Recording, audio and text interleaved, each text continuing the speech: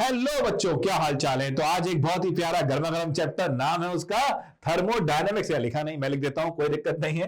तो चैप्टर का नाम होने वाला है आज थर्मोडायनेमिक्स। दोस्तों, आप जानते हैं जनरली हम इसको दो हेडिंग के अंदर पढ़ाते हैं, एक थर्मोकेमिस्ट्री, एक थर्मोडायनेमिक्स। तो दोनों को मिला के ही हम एनसीईआरटी के नाम से चलेंगे, थर्मोडायनेमिक्स।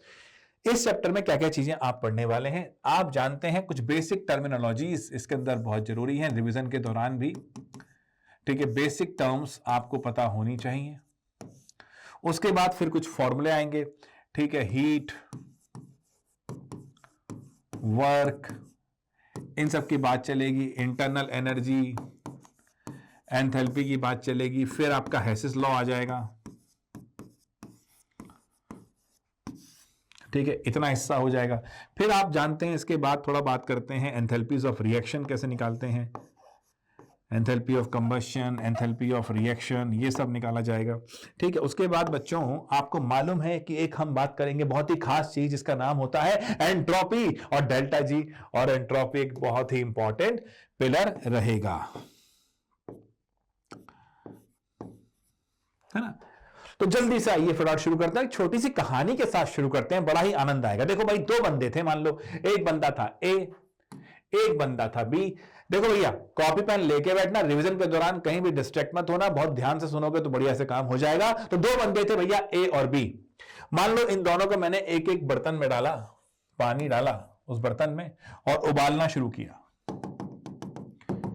मतलब बॉईल करना शुरू कर दिया भाई साहब, बॉईल करना शुरू कर दिया। एक स्टोरी के माध्यम से रिवाइज करेंगे, एक ही फॉर्मूले के अंदर कई फॉर्मूले बनाते चले जाएंगे।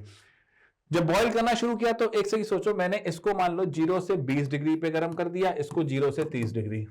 कॉमन सेंस से चलते हैं तो ये समझ में आता है कि कौन ज्यादा हीट गेन करेगा।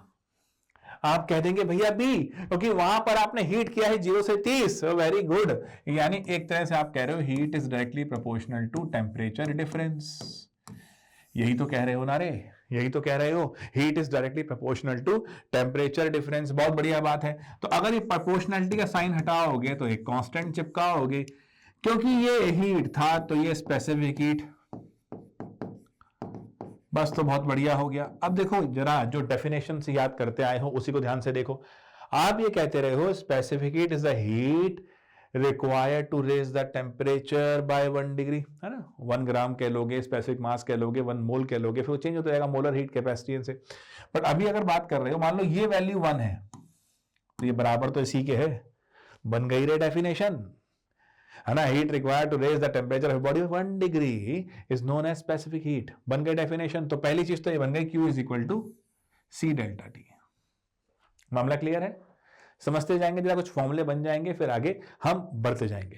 तो ये Q is equal to C delta T हमारा पहला एक फॉर्मूला होता हुआ। अब एक चीज और लेते हैं, हमारे एक मित्र है, उनका नाम है आदित्य। आदित्य मान लो आज हमसे मिलने आए, और मिलने आने से पहले अब हुआ क्या, वो टिफिन तो ला नहीं पाए, तो हुआ क्या, अब उन्होंने यहां पर मंगा लिया आलू पराठा। तो उन्होंने खाए 2 आलू पराठे। देखो एक सिंपल सी बात जरा सोचना, जो हम करने जा रहे हैं। आपने एक टर्म पढ़ी है जिसको हम कहते हैं इंटरनल एनर्जी। क्या कहते हैं बेटा? Internal energy. इंटरनल एनर्जी क्या चीज होती है भैया? नाम से आ रही है आंतरिक ऊर्जा। किसी भी सिस्टम के पास जो sum of all the energies हैं उसे कहा जाएगा इंटरनल एनर्जी। अब आप कहेंगे sir sum of all the energy क्या, है ना भाई, सिस्टम तो पता है ना यार, part of the universe under observation, और सिस्टम के अलावा सब कुछ क्या है, सराउंडिंग। अच्छा, लेकिन हम इमीडिएट सराउंडिंग की बात ही करेंगे। अब हम खड़े हैं नोएडा में और हम पेरिस की बात करने लगे तो वो सही नहीं ना, सराउंडिंग जो होता है वो इमीडिएट ही होता है ना। तो in that case internal energy sum of all the energies like potential, rotational, vibrational, है ना, इन सबका सम कर दोगे तो वो इंटरनल एनर्जी हो जाएगा। एग्जैक्ट अमाउंट ऑफ एनर्जी हम नहीं निकाल सकते, हम खाली क्या निकालते हैं, चेंज, ये पता है। तो हम इंटरनल एनर्जी को बोल देते हैं डेल्टा यू।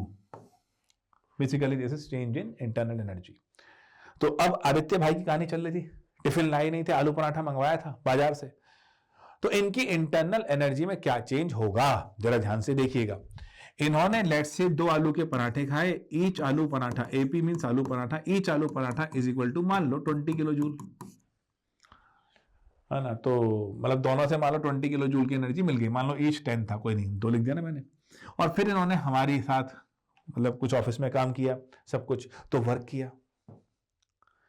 अब ध्यान से देखो, बड़ी सिंपल बात है। सिस्टम ने अगर हीट गेन करी है, सिस्टम ने अगर हीट गेन करी है, पराठे खाए हैं हमारे सिस्टम आदित्य ने, तो इसका मतलब क्या ही हुआ? इसका मतलब यह हुआ मेरे दोस्त कि उसकी जो हीट थी सिस्टम की, वो प्लस मानी जाएगी, क्योंकि हीट एब्जॉर्ब्ड हुई है, हीट एब्जॉर्ब्ड हुई है। और आदित्य ने ऑफिस में काम किया है, work is done by the system. अगर सिस्टम वर्क करता है, सिस्टम वर्क करता है तो नेगेटिव माना जाता है, और सिस्टम पे वर्क होता है तो पॉजिटिव, केमिस्ट्री में, है ना। तो इसका मतलब अगर मैं यहां पर एक बहुत इंपॉर्टेंट चीज लिख दूं कि प्लस क्यू हीट एब्जॉर्ब्ड है, माइनस क्यू हीट इवॉल्व है, प्लस डब्ल्यू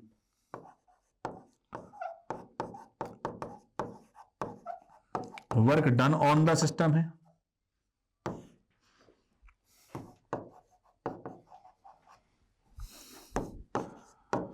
वर्क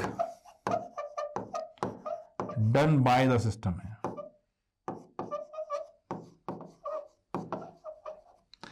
इसी को कुछ लोग कह देंगे साइन कन्वेंशन, आप भी कह दो, कोई बड़ी बात नहीं है कि ये कन्वेंशन माना गया। अरे सीधी सी बात है यार, खाना खाते हो तो गर्मी आती है ना, यानी हीट जब गेन करते हो तो प्लस का साइन है ना, और अगर हीट निकाल दोगे तो क्या हो जाएगा? माइनस का साइन। सर्दियों में आपकी बॉडी से खाना खाने के बाद जब आप गर्म आते हो, सराउंडिंग ठंडी होती है, तो आपकी बॉडी से हीट निकलती है, दैट इज माइनस क्यू। अच्छा, वर्क करोगे तो हीट लूज, एनर्जी लूज करोगे तो माइनस, वर्क होगा तो प्लस, इतनी सी बात है। तो हमारे एडी भैया ने, आदित्य जी ने 2 पराठे खा लिए थे, 20 किलो जूल ले लिया था, ये इनकी हीट में चेंज हुआ, और मान लो उन्होंने 30 किलो जूल का वर्क कर दिया, है ना। तो इनकी इंटरनल एनर्जी में क्या चेंज हुआ? +20 -30 -10, तो जो उनका स्टोर था उसमें से -10 हो गया। बात समझ में आ रही है? कोई दिक्कत तो नहीं, अपनी इंटरनल एनर्जी खर्च कर दी है इन्होंने। तो ये जो चीज आई, ये जो चीज आई, इसको हम एक चीज और बोल देंगे। अब क्या बोल देंगे? बहुत सिंपल बात है। कैसे निकाला आपने ये? सर ये आपने कहा del U is equal to plus minus Q plus minus W,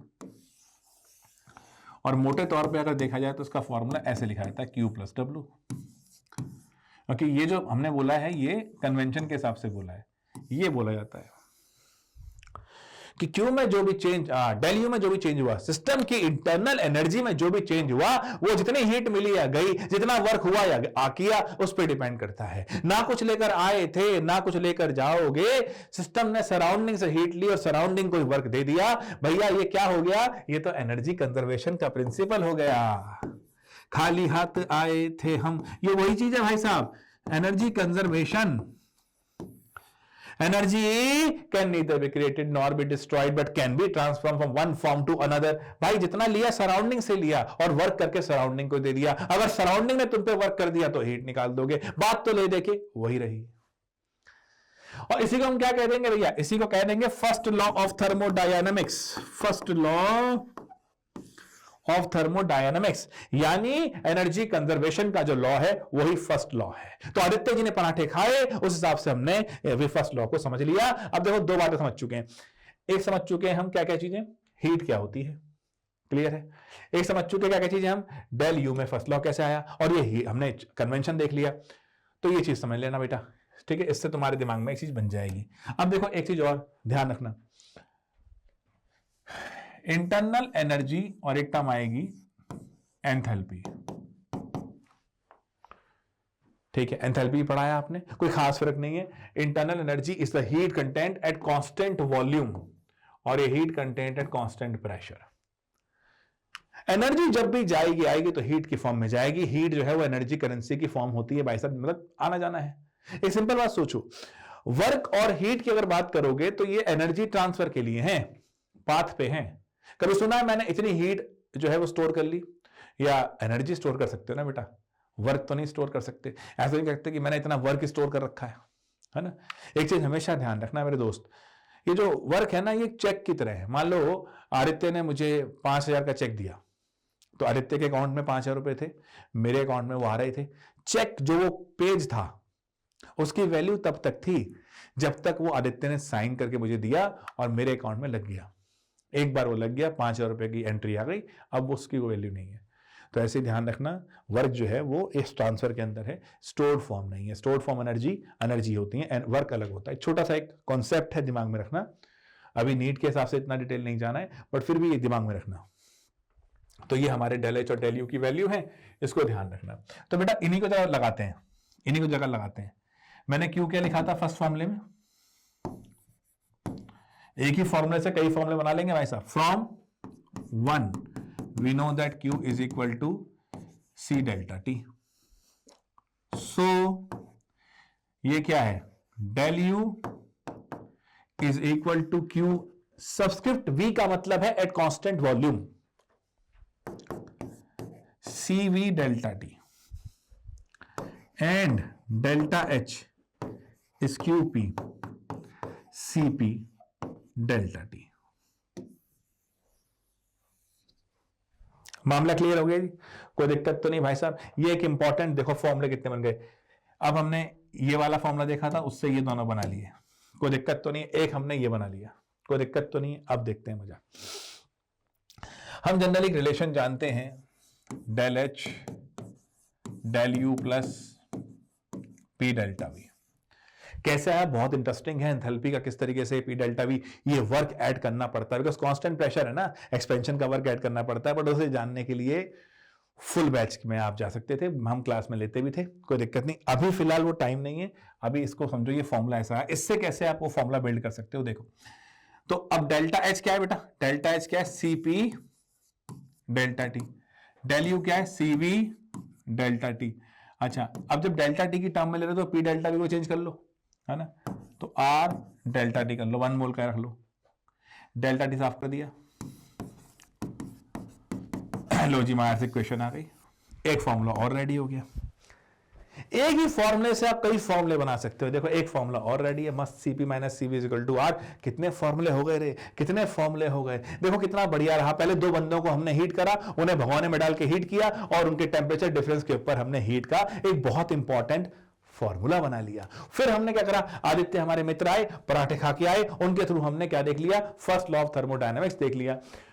first law of thermodynamics के बाद हमें समझ में आया कि भाई साहब ये तो हम इसको ऐसे भी कर सकते हैं। हमने इंटरनल एनर्जी और एंथैल्पी की बात भी करी। फिर ये हमारे पास ये आ गया हमारे से क्वेश्चन। कितनी प्यारी कितनी खूबसूरत है ना थर्मोडायनामिक्स।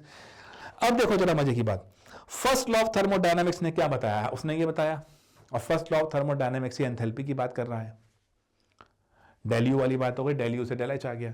एक और मजे की बात है, हम पूरे चैप्टर में डेल एच की बहुत बात करेंगे। डेल एच क्या होता है? Delta H of the reaction, ये आप जानते हैं। Delta H of the product minus delta H of the reactant. भाई एनर्जी चेंज है ना, एनर्जी चेंज है ना, उसी को तो निकाल रहे हो इस तरीके से। तो एनर्जी चेंज से आप एंथैल्पी ऑफ रिएक्शन निकाल सकते हो, है ना? अब हम दो प्रमुख मुद्दों पर बात करेंगे। पहला मुद्दा क्या है? क्या क्या चीज पूछ सकता है? एक तो मोस्ट इंपॉर्टेंट इससे पूछेगा, फिर work done in isothermal reversible, isothermal irreversible, work done in adiabatic reversible, adiabatic irreversible, उस पर बात होगी। और इस तरीके से एंथैल्पी निकालने के ऊपर, हेसिस लॉ के ऊपर सवाल बहुत ज्यादा पूछता है। तो अब एक चीज आ रही है, इस तरह से जब एंथैल्पी निकाल रहे हैं, इसी को हम थर्मोकेमिस्ट्री भी कह रहे हैं। खैर, इस तरह से जो हम निकाल रहे हैं ना बच्चों, एनर्जी ऑफ द और enthalpy of the reaction. Enthalpy क्या है? Heat at constant pressure. तो एंथैल्पी ऑफ द रिएक्शन, देखो पहली बात तो स्टैंडर्ड एंथैल्पी होगी, standard enthalpy of combustion, standard enthalpy of atomization, standard enthalpy of neutralization, उन समय 1 मोल लगाते जाना है। That means the energy required, energy released while burning 1 mole of a substance is known as standard enthalpy of combustion। 1 मोल लगाए जाओ, standard बनाए जाओ, काम खत्म। ठीक है, अब मुद्दा क्या है? कोई भी एक रिएक्शन हो रही है, कोई भी रिएक्शन, मान लो C+O2 CO2, तो आप क्या कर सकते हैं? आप कर सकते हैं प्रोडक्ट माइनस जो है रिएक्टेंट के एंथैल्पी का डिफरेंस, वो रिएक्शन की एंथैल्पी का डिफरेंस हो जाएगा। परंतु मान लो अब ये जो रिएक्शन है ये कंप्लीट हो रही है ना, बट एक और तरीका हो रहा है जब 2 बार में कंप्लीट हो रही है। C plus half O2 goes to CO और CO plus half O2 goes to CO2। ये एक स्टेप में पूरी हो गई, ये 2 स्टेप में बना के हुई। फिर सेम प्रोसेस है, उसने एक स्टेप में पूरा हुआ या मल्टी स्टेप में। भाई साहब 10 मंजिल की एक बिल्डिंग चढ़नी है, तो या तो चढ़ते चले जाओ बिना रुके कि मंजिल पे पहुंच के दम लेंगे, या 2 फ्लोर चढ़ो ब्रेक ले लो, 2 फ्लोर चढ़ो ब्रेक ले लो। अब आप चाहे ब्रेक ले लेके जाएं, चाहे सीधा चढ़ जाएं, जो आपकी एनर्जी का डिफरेंस है, ग्राउंड फ्लोर पे जो आपकी एमजीएच थी ऐसे मानो, और जो 10 फ्लोर पे आपकी एमजीएच थी, वो डिफरेंस तो सेम ही रहने वाला है ना, वो डिफरेंस तो सेम ही रहने वाला है। मुझे मान लो कोई 25 लाख की गड्डी खरीदनी है, मैंने बहुत मेहनत की थी है, मैं बहुत शानदार, मैंने कोई काम कर लिया, डॉक्टर बन गया हूँ बहुत तगड़ा, बहुत मेहनत करी, डॉक्टर बन गया, एक ही झटके में मेरी सैलरी आ रही है मान लो 1 करोड़ में 25 लाख निकाल के दे दिया। या मैंने मेहनत नहीं कर पाया, 11-12 में मैंने रील देखी, स्ट्रेटेजी बनाई और उन चक्करों में फंस गया मैं। अब मैं धीरे धीरे अपने काम से पैसा जोड़ रहा हूँ और फिर कभी सोच रहा हूँ जोड़ जोड़ के 10 सालों में कर रहा हूँ। कीमत नहीं कम हो जाएगी तुम्हारे लिए, तुम्हें अपना लेवल बढ़ाना पड़ेगा। तुम यहां खड़े हो, एम्स का लेवल ये है, तुम मेहनत करो, झटके से पहुंचो या रोड होके घिसटते पीटते, तुम्हारे लिए ये नीचे नहीं आएगा। अब ये एक बहुत इंपॉर्टेंट पॉइंट था, यही हैसिस साहब ने कहा था। हैसिस ने कहा कि आप पॉइंट ए पे खड़े हैं और पॉइंट सी तक पहुंच रहे हैं और यहां पर आपको 100 जूल लगता है, तो अगर आप पॉइंट बी पे जाएंगे फिर बी से सी जाएंगे, तो अगर ये 40 है ये 60 है, इन दोनों के एक्चुअल बीच का डिफरेंस तो इतना ही है, वो नहीं बदलेगा भाई। डेल्टा एच एक स्टेट फंक्शन है, इनिशियल और फाइनल पोजीशन पर डिपेंड करता है। बेसिक टर्म है स्टेट फंक्शन, आता है बढ़िया, नहीं आता है तो फिर सुन लो। State function, the properties which depends only on the initial and final position, path से उनका कोई लेना देना नहीं, कैसा ही पाथ आपने चूज किया हो, ठीक है। अब देखो बड़े मजे की बात, जिन जिन के आगे ये डेल्टा लगा हो, delta H, delta U, delta G, delta S, ये सारे स्टेट फंक्शन ही हैं, क्लियर है। इनिशियल और फाइनल पे ही डिपेंड करेंगे क्योंकि डेल्टा है ना, कोई दिक्कत तो नहीं। अब बहुत इंपॉर्टेंट लाइन है, हैसिस लॉ कहा जाता है, क्या कहता है, एनर्जी और enthalpy requirement of A reaction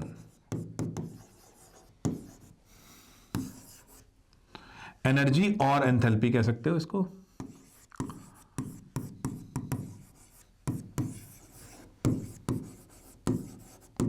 remains same irrespective of the steps involved। कितने भी स्टेप्स इन्वॉल्व कर दिए, यहां पर आप एक स्टेप में कर रहे हैं, उसी को आप 2 स्टेप में पूरा कर रहे हैं, स्टेप कितने मर्जी लो, एनर्जी रिक्वायरमेंट बदलेगी नहीं। समझ में आ रही है बात? This is what you need to understand. Hess's law के सवालों में एक चीज ध्यान रखना, हैसिस लॉ कहां काम करता है। देखो जो रिएक्शन एक्सपेरिमेंटली हम नहीं आइडेंटिफाई कर सकते, जिनको एक्सपेरिमेंटली जिनका डेटा इकट्ठा करना मुश्किल है, ये जैसे ये रिएक्शन है, इसका एक्सपेरिमेंटली मुश्किल है। अच्छा सुना तो होगा तुमने, सर्दियों में न्यूज़ आती हैं कि कुछ लोग, अभी भी हाल ही में थी कि 2 लोग थे, रात को ठंड ज़्यादा थी, कमरे में स्टोव के ऊपर छोले उबालने के लिए रखे, सुबह दुकान लगानी थी और सो गए, सो ही गए। जानते हो ना मेडिकल में क्यों?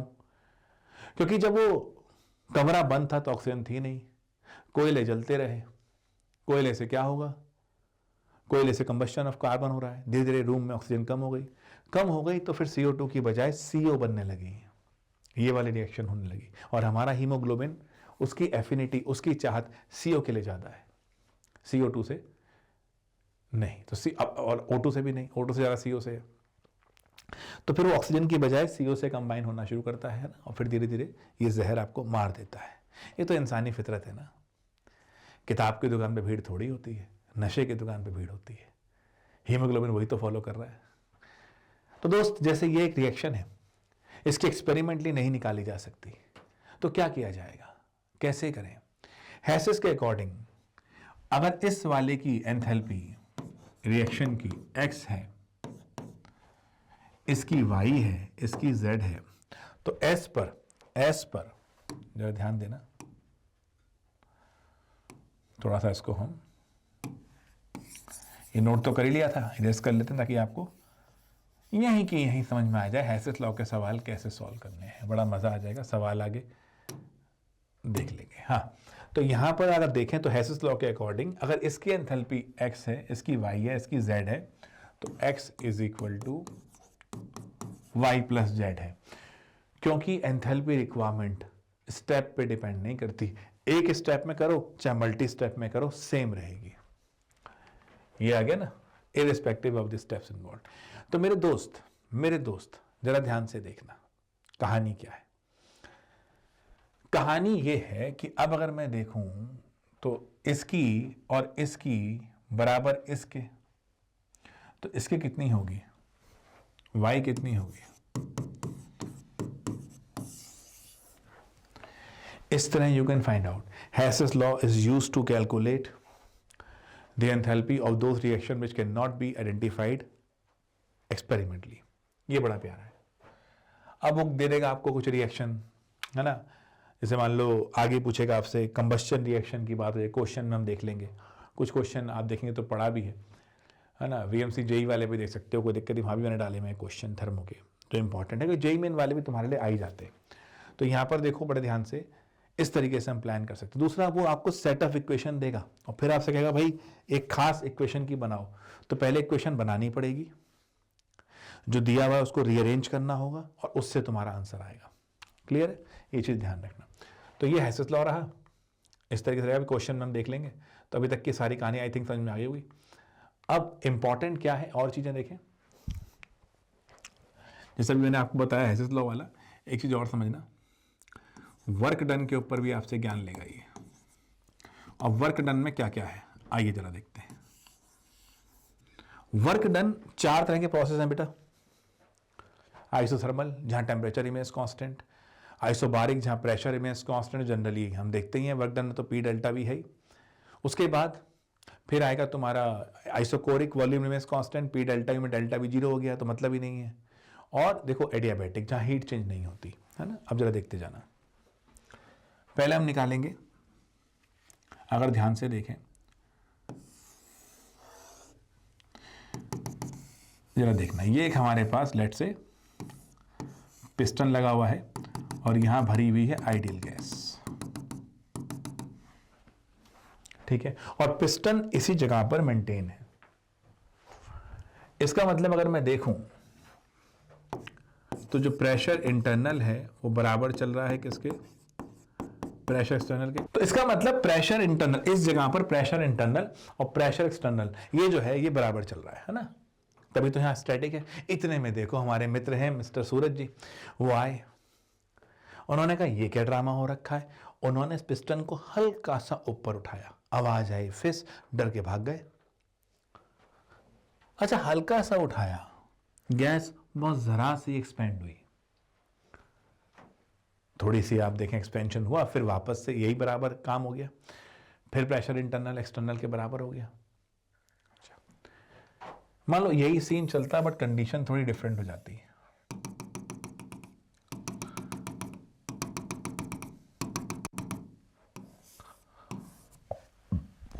जरा समझिएगा, ठीक है, यही सीन चलता बट कंडीशन अलग हो जाती। सूरज जी की बजाय हमारे मित्र आते, मिस्टर आदित्य, जज्बाती आदमी है, आए और पूरा पिस्टन ही खींच दिया उन्होंने, एक साथ ही खींच दिया। गैस भाई साहब एक भयंकर तरीके से एक्सपेंड हो गई, क्योंकि पिस्टन तो है नहीं, तो एक्सटर्नल प्रेशर तो कुछ रहा नहीं, तो गैस एकदम से एक्सपेंड हो गई, है ना।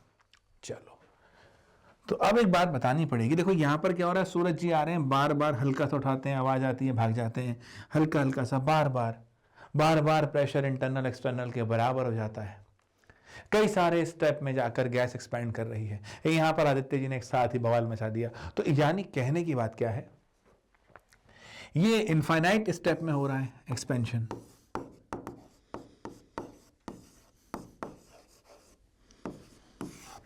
तो ये रिवर्सिबल प्रोसेस हो गया।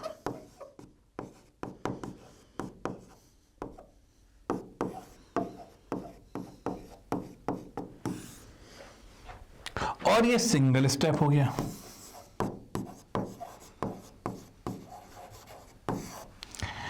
तो ये इरिवर्सिबल हो गया, क्योंकि एकदम ही गैस फैल गई भैया, अब क्या वापस आएगी, है ना।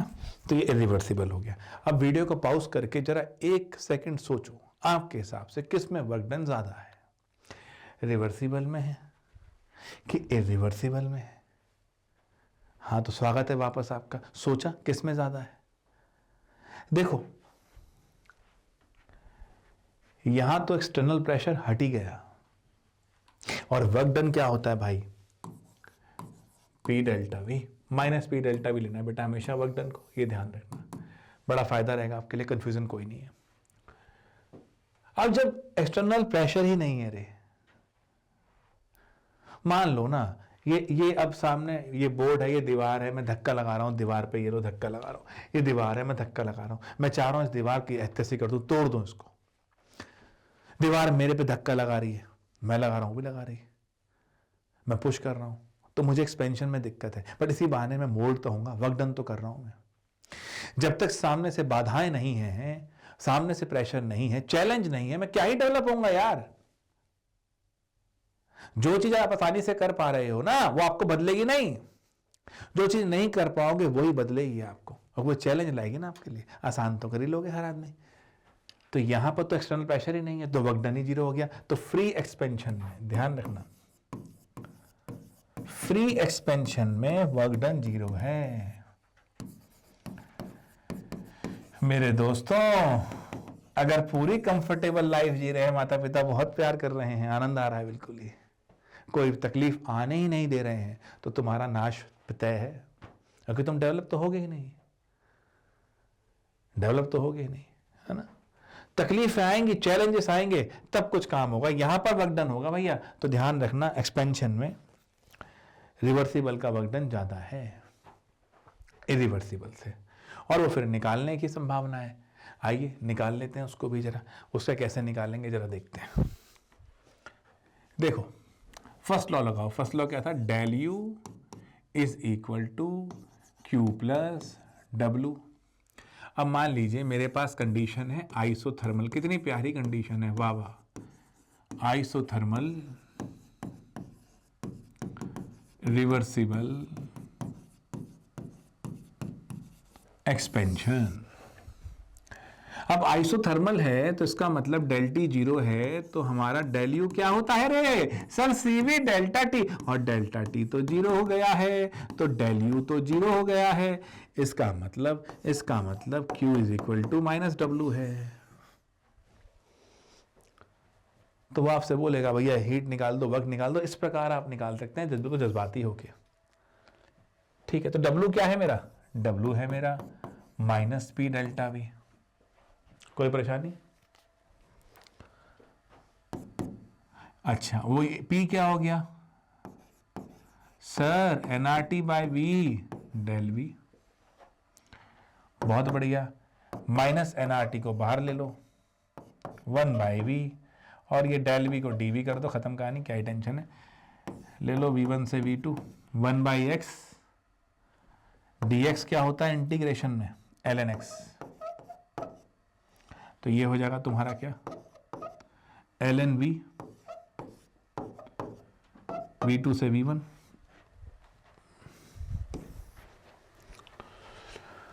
बस अब ये क्या है? माइनस NRT, ये क्या हो जाएगा? ln, माइनस अंदर लेगा प्लस हो जाएगा, प्रेशर लोगे तो P1 बाई P2 हो जाएगा, कोई टेंशन ही नहीं है। तो ये W का फॉर्मूला आ गया जी। किसके लिए आ गया W का फॉर्मूला? ये W का फॉर्मूला आ गया आइसोथर्मल रिवर्सिबल एक्सपेंशन के लिए, मस्त बिल्कुल, कोई टेंशन तो नहीं बिल्कुल, ये ध्यान रखना। और फ्री एक्सपेंशन में वर्क 0 है, तो ये मामला खत्म हो गया यहाँ पर, है ना। एक बार जरा इसी में हम और ले लें कुछ एडियाबैटिक का। अब एडियाबैटिक का भी समझ लो भाई साहब,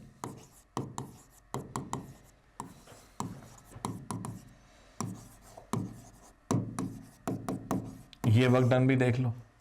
एडियाबैटिक कह रहा हूं तो अगर फॉर्मूला लगाओगे del U is equal to Q plus W, तो डेल यू इज इक्वल, अरे जीरो, एडियाबैटिक है रे, एडियाबैटिक प्रोसेस में हीट क्या जीरो, मस्त बिल्कुल। तो अब ये क्या हो जाएगा, C V delta T minus P delta V, है ना जी, कोई दिक्कत तो नहीं।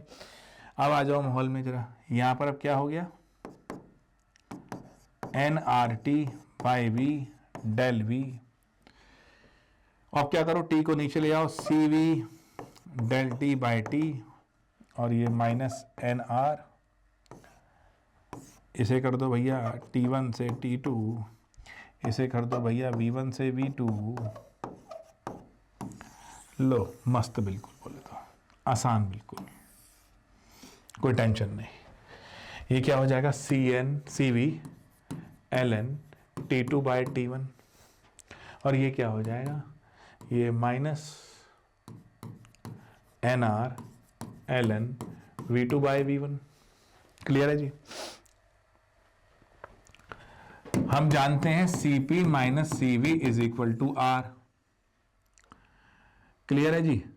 अब क्या करना है, हम ये भी जानते हैं CP by CV is equal to gamma thermodynamic coefficient, वही यार अपना जो हम मोनो एटॉमिक डायटॉमिक में लगा लेते हैं।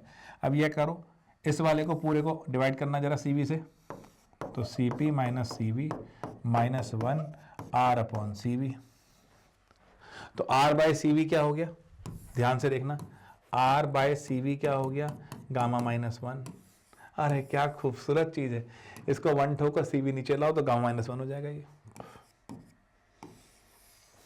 इस सारे ढांचे को यूज करो,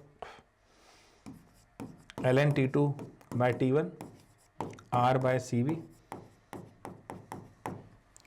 clear, ln T2 by T1 gamma minus 1 minus लगा हुआ, लेकिन ध्यान रखना वो चेंज कर दें, हटाओ, है ना, तो इसको कर दो, अब कर दूंगा चेंज इसको, V1 bye V2 gamma minus 1 T2 by T1, क्योंकि ये लॉग का पावर हो जाएगा, मतलब ln का पावर हो जाएगा, कट जाएगा, मामला खत्म। तो ये एक फॉर्मूला आपको याद है, इसको आप यूज करते हैं मस्त तरीके से, T2 V2 की power gamma minus 1, T1 V1 की पावर गामा माइनस 1 यूज होता है एडियाबैटिक प्रोसेस के लिए, फाइनल टेम्परेचर निकाल सकते हैं। वो जो फॉर्मूले आप बनाते हैं ना, याद करते हैं, और जो पूरा सिचुएशन है वो बता दिया मैंने आपको। दो ही का वर्क डन बहुत इंपॉर्टेंट है आपके पॉइंट ऑफ व्यू से, एडियाबैटिक रिवर्सिबल और आइसोथर्मल रिवर्सिबल। फ्री एक्सपेंशन में 0 है, कोई दिक्कत तो ऐसा है नहीं, मजा आ गया होगा दोनों सोच के। तो अभी तक हम क्या क्या कर चुके हैं ध्यान से देख लें। हमने फटाफट देखा था कैसे, देखो 2 बंदों को हीट करने से काम शुरू किया था, फिर आदित्य ने पराठे खाए थे जिसके से फर्स्ट लॉ मिल गया था, एंथैल्पी मिल गई, एंथैल्पी फटाफट निकाल दी हमने, कैसे निकलेगी अभी क्वेश्चन और देख लेंगे इसका। उसके बाद हेसिस लॉ देख लिया, उसके बाद हमने वर्क डन देख लिया, वर्क डन के बाद हमने ये देख लिया कैसे कैसे एडियाबैटिक और आइसोथर्मल में होता है। क्लियर है मेरे दोस्त, आसान कहानी। अब एक चीज समझना जरा, पूछेगा कोई प्रोसेस है, कह देगा आइसोथर्मल प्रोसेस है, एडियाबैटिक प्रोसेस है, उसमें delta H delta U W और Q निकालो। अगर आइसोथर्मल हो गया तो डेल्टा T 0 हो गया, तो डेल H और डेल U 0 हो गए, तो खाली W और Q की बात रह गई बस। एडियाबैटिक हो गया तो Q 0 कर दोगे, है ना, तो इस तरह चलाओगे। This is the way you have to do. अब फर्स्ट लॉ ऑफ थर्मोडायनामिक्स बहुत कमाल की चीज था, एनर्जी चेंजेस बता दिए, एनर्जी ट्रांसफर बता दिया, लेकिन फिर एक जगह फंस गया। और वो क्या जगह थी भाई, फर्स्ट लॉ तुमसे ये कह रहा है कि जो एनर्जी है वो ना ही आप बना सकते ना ही आप बिगाड़ सकते, बट एक फॉर्म से दूसरी फॉर्म में चेंज करवा सकते हो, ट्रांसफॉर्म कर सकते हो। बढ़िया बात है। अब मान लो मैं और हमारे जीतू भैया हम जा रहे हैं एवरेस्ट पे, मजा आ रहा है भाई साहब, है ना, दोनों भारी भरकम आदमी पहुंच गए। अब वहां पर क्या हो रहा है, हमें चाय पीने की तलब हुई, भैया चाय पीते हैं चलो। अब क्या करेंगे, हम फर्स्ट लॉ जानते हैं, फिजिक्स में जानते हैं, मैं केमिस्ट्री में जानता हूं, तो ऐसा करते हैं, बर्फ उठाते हैं, ठंडी बर्फ को और ठंडी कर देते हैं, उसमें से हीट निकाल लेते हैं और उस हीट से चाय बना लेते हैं। क्या कोई गलत बोल दिया मैंने? फर्स्ट लॉ के हिसाब से तो ठीक है, ठंडी बर्फ को और ठंडा कर दो तो हीट निकलनी चाहिए उसमें से, ऐसा होता नहीं। एनर्जी का ट्रांसफर होना एक वाजिब बात है, लेकिन उसकी एक डायरेक्शन होती है हमेशा। हीट फ्लो करती है हॉट से कोल्ड बॉडी की तरफ,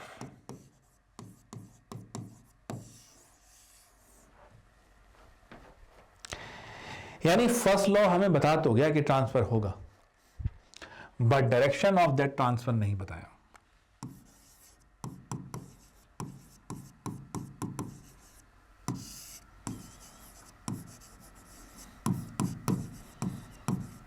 और इसलिए हमारे को जरूरत पड़ गई फिर ये जानने की कि एक रिएक्शन टाइप होता है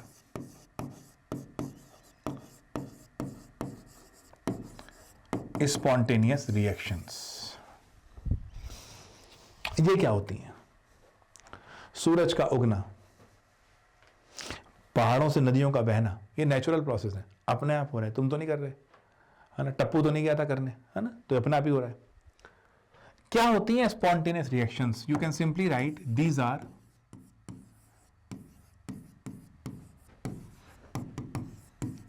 सेल्फ अकरिंग रिएक्शन, खुद ब खुद होने वाली, अपने आप होने वाली रिएक्शन। अब इसमें क्या सवाल बनता है? इसमें सवाल बनेगा साइन डेल्टा जी का, डेल्टा एस का, इनका साइन क्या होता है? पहली बात तो ये होते क्या है? डेल्टा जी क्या है? Biological and chemically useful energy. इसे हम क्या कह देते हैं?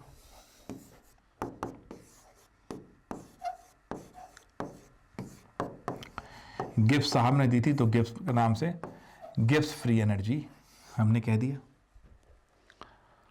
और मेरे दोस्त एक कमाल की चीज है, देख रहे हो, एक बात बड़ी कमाल की। घर में तुम जैसे मान लो जा रहे हो 7-8 दिन के लिए कहीं, घर को अच्छे से साफ करके बढ़िया से गए हो, 10 दिन बाद आए हो, धूल पड़ी मिलेगी? सालों शताब्दियों पहले के जो किले थे और ये सब चीजें थी, ये गिरते चले जा रहे हैं, इनमें धूल मिट्टी होती चली जा रही है।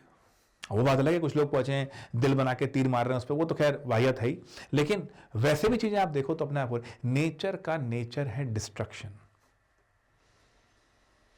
प्रकृति का स्वभाव है विनाश, फैलाव। और उसी लिए हम एक टर्म यूज करते हैं जिसका नाम होता है entropy.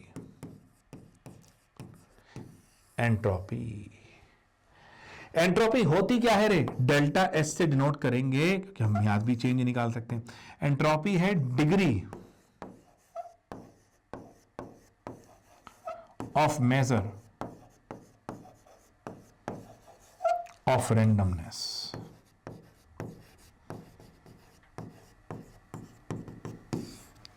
Degree of measure of randomness. Randomness माने क्या? बिखराव। भाई मोटा होना तो अब चल रहा है आसान, हम खा रहे हैं, मोटे हो जा रहे हैं। वापस अपना बैलेंस बनाना, फिट रहना, उसके लिए we need to work, energy लगानी पड़ेगी। पढ़ाई करनी है, कोई भी चीज ऑर्डर में लानी है, कमरा साफ करना है, स्कूल से आए हैं सामान फेंक दिया, फिर मम्मी की डांट पड़ती है, चलो भाई साफ करो, तो वो जो डांट आती है ना वो ऑर्डर करती है, फिर हम धीरे धीरे ऑर्डर करते हैं सारा। डिसऑर्डर जो है वो नेचुरल चल रहा होता है, ऑर्डर करने में चीजों को एनर्जी की रिक्वायरमेंट होती है ना? तब एक चीज समझना जरा, तुम्हारी एजिंग जो प्रोसेस है वो तो अपने आप हो रहा है। ऐसा थोड़ी है कि आज तुम शीशे के सामने खड़े हो जाओगे और बोलोगे आज बुढ़ापा नहीं आने देंगे, या एक दिन चलो आज 4 दिन बूढ़े हो जाते हैं, ऐसा तो नहीं है, तुम्हारे कंट्रोल में तो नहीं है, वॉलंटरी एक्शन तो नहीं है तुम्हारा। वो तो ageing it's a natural process, is an spontaneous process. अब ध्यान से देखना, एक एग्जांपल लेते हैं। मान लो एक अमीर आदमी के घर पे बच्चा हुआ, उसी दौरान एक गरीब आदमी के घर पे बच्चा हुआ। अब अमीर आदमी के घर बच्चा हुआ है भाई साहब, तो पूरा ध्यान रखा जाएगा, जूस वगैरह दिए जाएंगे थोड़ा बड़ा होने पे, ये सब चीजें की जाएंगी। गरीब आदमी के बच्चे को चाय मिल जाए बड़ी बात है। तो क्या इन हालातों में गरीब आदमी का बच्चा बड़ा नहीं होगा? क्या वो उतने का उतना ही रह जाएगा? नहीं, वो बड़ा होगा। तो देयर इज सम एनर्जी जो उसको मिली है, वो ये बच्चे, ये डेल्टा जी, इस तरह समझो, गिव्स फ्री एनर्जी। और जैसे जैसे तुम बड़े हो रहे हो, यार सेल डेथ हो रही है, सेल मर रही है ना, ड्यूटोप्लाज्म को समझना, वेस्ट होता है जो है। तो यानी बेसिकली जैसे बड़े हो रहे हो बिखराव हो रहा है, वियर एंड टीयर बढ़ रहा है, एंट्रोपी लगातार बढ़ रही है। तो एक तरह से जब आप पैदा हुए, आप मान लीजिए वीडियो गेम में आ गए, आप इस लाइफ में आ गए, वीडियो गेम है, आप पैदा हुए तो एजिंग के साथ जब पैदा हुए थे तो आपकी फ्री एनर्जी मैक्सिमम थी, एंट्रोपी मिनिमम थी। एजिंग के साथ फ्री एनर्जी लगातार कम होती जा रही है, एंट्रोपी लगातार बढ़ती जा रही है। इसका मतलब क्या हुआ दोस्तों? इसका मतलब हुआ कि स्पॉन्टेनिटी के लिए डेल्टा जी का साइन क्या चाहिए? नेगेटिव, और डेल्टा एस का साइन क्या चाहिए? पॉजिटिव। ये बुनियादी जरूरत है और इसमें से भी ज्यादा इंपॉर्टेंट है फिर ये। और फिर हमने ये इक्वेशन देखिए, डेल्टा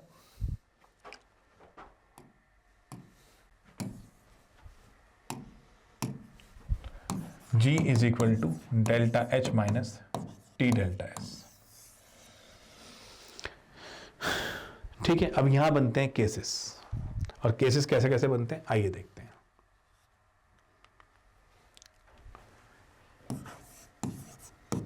हमें डेल्टा जी को स्पॉन्टेनियस रिएक्शन के लिए माइनस करना है ना। तो डेल्टा एच अगर नेगेटिव है और डेल्टा एस अगर पॉजिटिव है,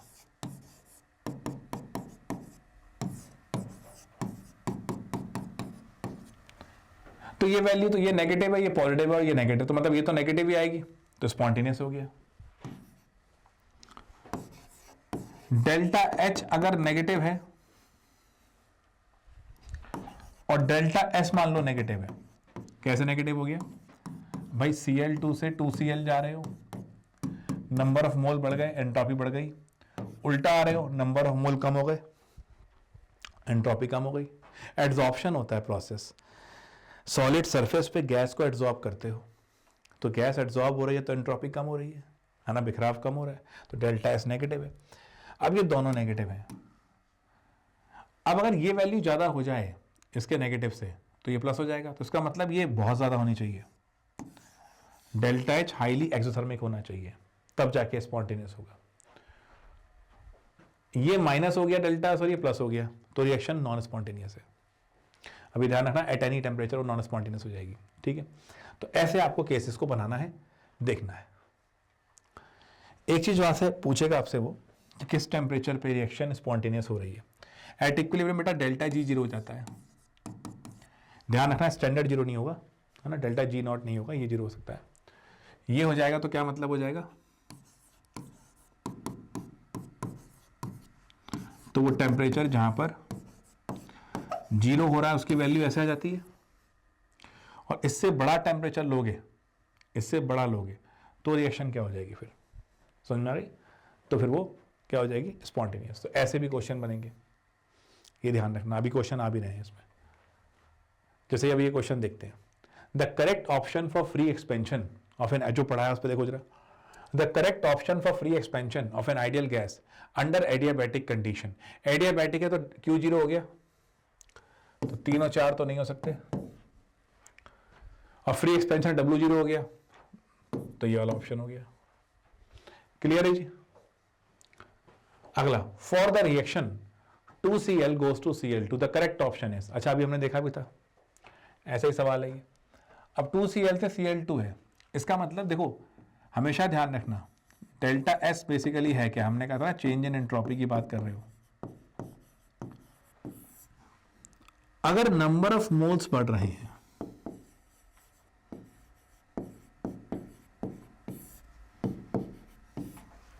तो ये बढ़ेगा।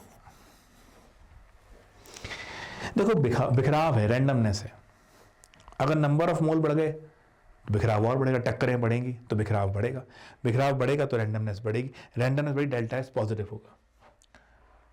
और 2 से कम, 2 से 1 पे जा रहा है, कम हो रहा है, तो डेल्टा एस क्या हो जाएगा? देखो 2 से 1 पे जा रहा है, पहली बात तो इस तरह से हीट आप क्या करना चाह रहे हो, अब 2 से 1 पे ले जाना चाह रहे हो, जोड़ना चाह रहे हो, कंबाइन करना चाह रहे हो, है ना, एक वो चीज। तो इसका मतलब अगर मैं ध्यान से देखूं तो यहां पर हीट निकल रही है, तो डेल्टा एच भी नेगेटिव और एंट्रोपी भी नेगेटिव, तो ये वाला केस आया। बॉन्ड फॉर्मेशन करा रहे हो ना बेटा, बॉन्ड ब्रेकिंग होता तो हीट देनी पड़ती है, ध्यान आ रहा है।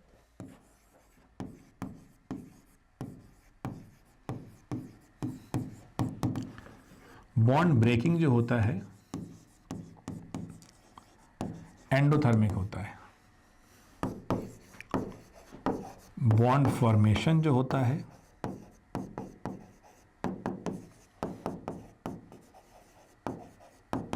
एक्सोथर्मिक होता है। इसलिए ध्यान से देखो, अभी आपने देखा था ना Hess's law, enthalpy of the reaction is equal to enthalpy of the product minus enthalpy of the reactant. But मान लो मुझे क्या दे रखा है,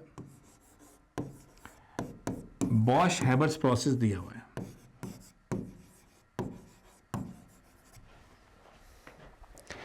अब रिएक्शन का एंथैल्पी चेंज क्या होगा, इसके बॉन्ड तोड़ने पड़ेंगे, इसके बॉन्ड तोड़ने पड़ेंगे, इसके बॉन्ड बनेंगे, तो ये एंडो है। तो बॉन्ड एंथैल्पी की फॉर्म में अगर दे रखा है तो delta H of the reaction कैसे निकालोगे, बॉन्ड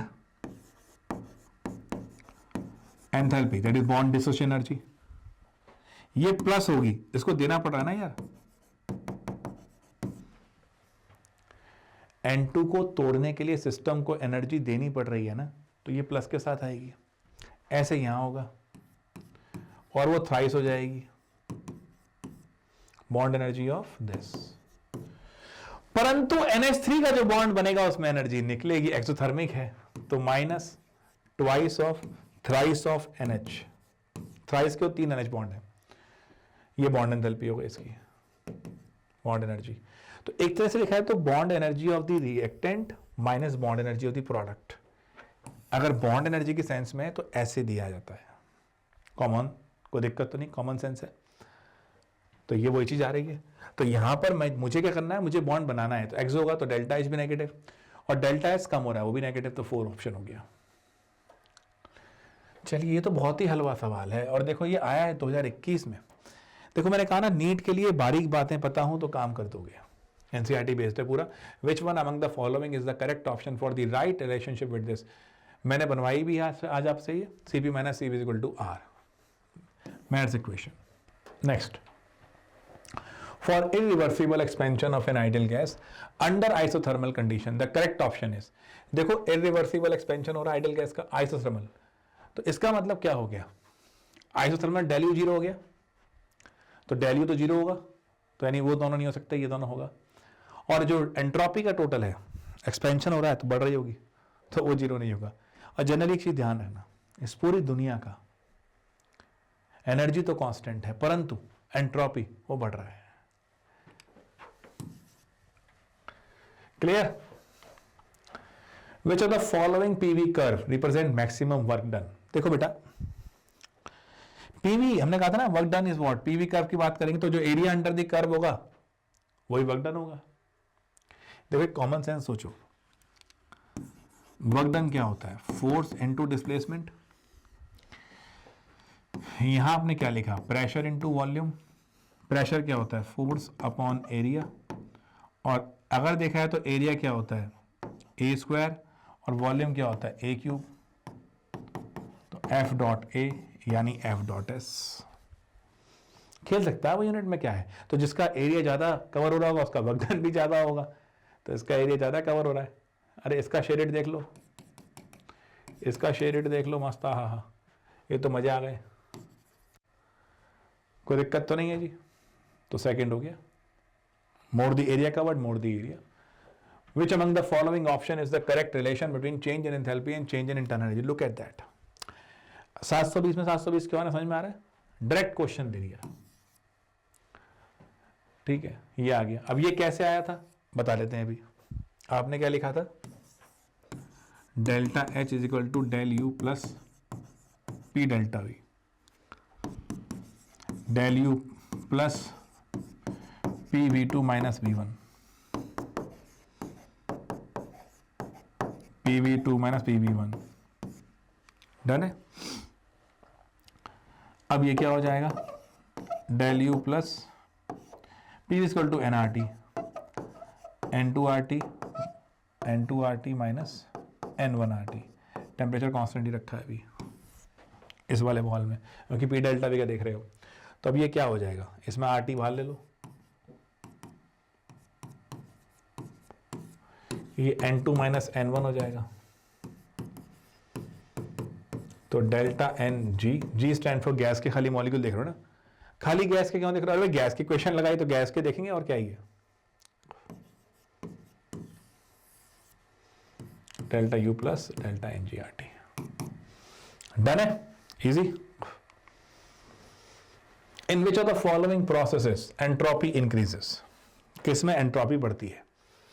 देखो, फैलाव बढ़ेगा तो बढ़ेगी, लिक्विड इवेपोरेट्स टू वेपर, जब भी सॉलिड से लिक्विड जाओगे, लिक्विड से गैस जाओगे, एंट्रोपी बढ़ेगी, यस इसमें बढ़ेगी। Temperature of a crystalline solid lowered from this to this, इसमें कम हो जाएगी। टेम्परेचर कम कर रहे हो ना, सॉलिड की बात कर रहे हो, यहां पर 2 मोल से 1 2 3 और सॉलिड से गैस में भी आ गए, बढ़ेगी। ये देखो यहां 1 से 2 गैस में बढ़ेगी, तो ACD,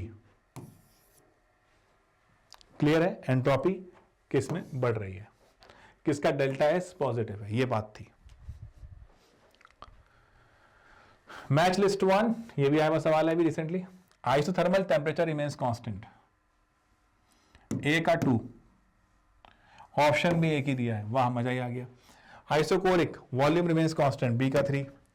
आइसोबारिक प्रेशर, तो मतलब BCD तो तुम्हारे हो गए, सॉरी ACD तो तुम्हारे ABC हो गए, D का 1 हो गया, सीधा सीधा, क्लियर है। प्रोसेस है ये, types of process in thermodynamics. The work done during reversible isothermal expansion of 1 mole of hydrogen gas, देखो यही दे दिया इसने, रिवर्सिबल आइसोथर्मल एक्सपेंशन। हमने आज ही फॉर्मूला निकाला वर्क डन का, फिर से एक बार, क्या ही फॉर्मूला निकाला था भैया, 2.303, ये रहा देखो 2.303, अच्छा LN में लिया था ये, तो NRT ln V2 minus V2 upon V1 ये लिया था, तो वो यहां लगा दो फटाफट, ठीक है। प्रेशर दिस टू दिस, तो ये तुम्हारा P1 है, ये P2 है। मेरा फॉर्मूला क्या था, माइनस W क्या था, minus NRT ln V2 minus V1, तो प्रेशर के टर्म में कितना हो जाएगा, minus NRT ln P1 by P2, log base 10 लगाना है तो ये लगा लेना भाई साहब।